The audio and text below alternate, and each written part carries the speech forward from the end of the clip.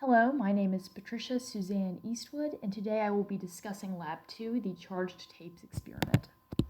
So, ultimately, we want to determine how charge affects the object interaction, how excess charge can be calculated.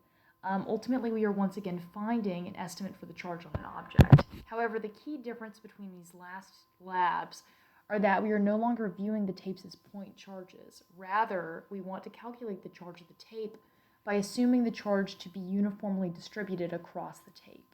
How we are able to do this is by splitting up the tape into several point charges and adding these together. So this will give us a better charge approximation. So the materials that we used in this experiment were a clear piece of tape, multiple clear pieces of tape, ruler, a flat surface, and books that were used as support. We were able to see several observations when the tape interacted with several different objects. We noticed that when it interacted with our hand, it was attracted, so our neutral hand must make a non-zero electric field. We also through these observations, were able to find that like charges repel, opposing charges attract. Neutral objects are attracted to charged objects regardless of a charge due to polarization and the dipole effect. And a few other concepts, but the one that we're going to primarily focus on this week is the concept of the uniformly charged lines and charge interaction. So the assumptions that we made this time around was that each U-tape had the same net charge because the difference in charge is negligible, and we assumed that the tape is so thin that we can ignore its thickness. In that sense, we're able to use the uniformly charged thin rod principles, and we can apply these. So we could divide the charged object into very small pieces and draw the electric field contributed by each of these pieces. Choose an origin and axis and add up the contributions of all these pieces. And I did this symbolically in this diagram here. So we know that from our past experiment that when momentum is not changing, P equals mv must be constant. And we know that when velocity is constant, acceleration must be 0 for a constant velocity.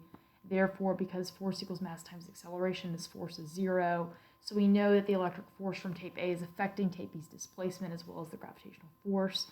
Through this, we know that the electric force is going to equal the gravitational force.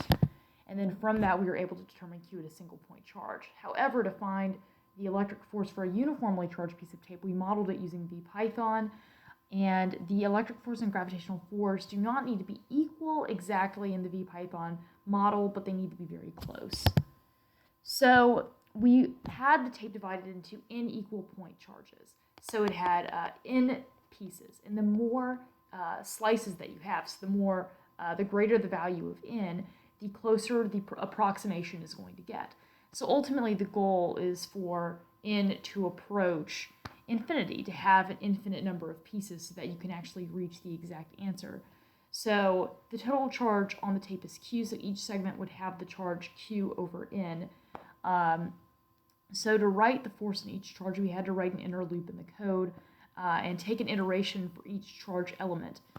So you can see this demonstrated in my code here, and we're also able to find this through the work that I've shown, exemplifying what the code is doing and finding the forces on how we find the force on each of the charges. So then an outer loop had to be created to sum all the forces together to find this net force.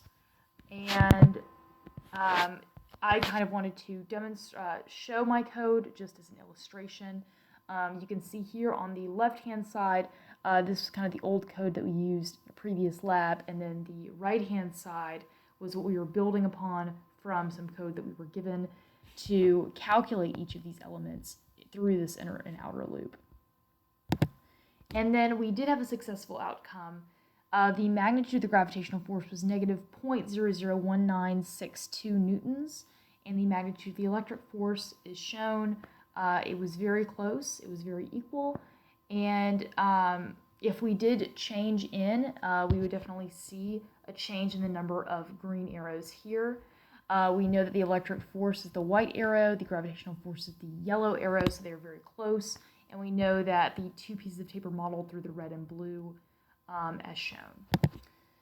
So ultimately we were able to determine that splitting the tape into more point charges by using the same concepts as for a uniformly charged rod, we would find a more accurate result than by modeling the tape as a single point charge. And that concludes my presentation.